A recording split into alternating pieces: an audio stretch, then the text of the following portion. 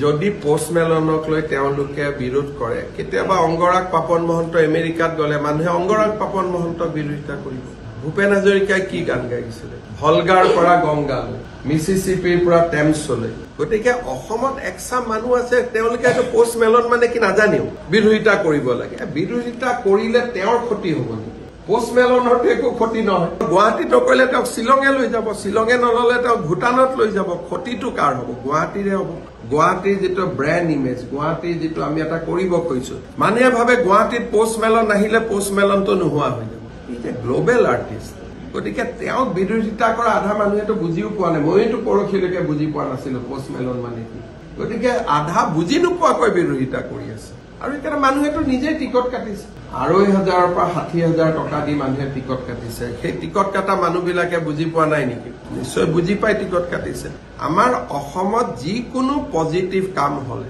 বাধা দিয়া একচাম মানুহ থাকিবই আৰু সেই চাম মানুহৰ সৈতেই যোৱা ২৫ বছৰ মই সংগ্ৰাম কৰি আহিছো মেডিকেল কলেজ হ'ব নিদিয়ে মেডিকেল কলেজ পাতিলো ফ্লাইঅভাৰ হ'ব নিদিয়ে ফ্লাইঅভাৰ পাতিলো এতিয়াতো তাৰ ওপৰত মোৰ গাড়ীখনে নাযায় সকলোৰে গাড়ী যায় ইউনিভাৰ্চিটি পাতিব নিদিয়ে ইউনিভাৰ্চিটি পাতিলো গতিকে ২৫টা বছৰটো যুদ্ধই কৰি আছো আৰু সেই চাম মানুহে যেতিয়া না কয় তেতিয়া মোৰ কুটকুটাই থাকে কেনেকে কামটো কৰিব পাৰো হা কৰিব পাৰো আৰু সেইকাৰণে ৰাজনীতিত তেনেকে বাছি আছো যদি সেই চাম মানুহৰ লগত নুজুজিলোহেঁতেন কিজানি ২৫ বছৰটো এনেকে এমএলএ মন্ত্ৰী মুখ্যমন্ত্ৰী নহলোহেঁতেন political life as a MLA মই ২০২৫ চনৰ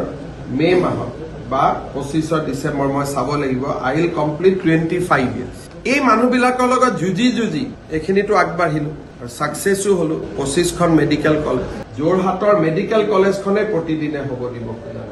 তাক পৰাজিত কৰি 4খনত কাজিয়া লাগিল 4খনত কাজিয়া কৰি আজি 25 পালোগৈ গতিকে অহা বছৰ আৰু এজন পোষ্টমেলনে বছৰত ৩টামান এনেকুৱা শ্ব' হলেহে গুৱাহাটীৰ নামটো ওপৰত যাব এটা ডিব্ৰুগড়ে বিচাৰিছে শিলচৰে বিচাৰিছে পোষ্টমেলনক গুৱাহাটীত অপোজ কৰিছে অহা বছৰ গুৱাহাটীতো লৈ যাম ডিব্ৰুগড়তো লৈ যাম শিলচৰতো লৈ যাম নামটো বেলেগ হ'ব গতিকে যিমানে এনেকুৱা বিৰোধিতা কৰে তাত মই দুগুণ উৎসাহ পাওঁ এওঁলোকে বিৰোধিতা কৰিছে মই মনত ভাবো তাৰনে মই ডেফিনেটলি কিবা এটা ভাল কাম কৰিছো গতিকে মোক এনেকে বিৰোধিতা কৰি থাকক এখন দলঙত বিৰোধিতা কৰিছিল 5খন দলং হল টানেল বুলি কওঁতে হাঁহিছিল এতিয়া টানেল হ'ব এলিভেটেড কৰিডৰ বুলি কওঁতে হাঁহিছিল এলিভেটেড কৰিডৰ হ'ব গতিকে তেওঁলোকৰ লগত যুঁজি থাকিবলৈ আৰু তেওঁলোকৰ বিৰুদ্ধে কাম কৰিবলৈ ভগৱানে মোক শক্তি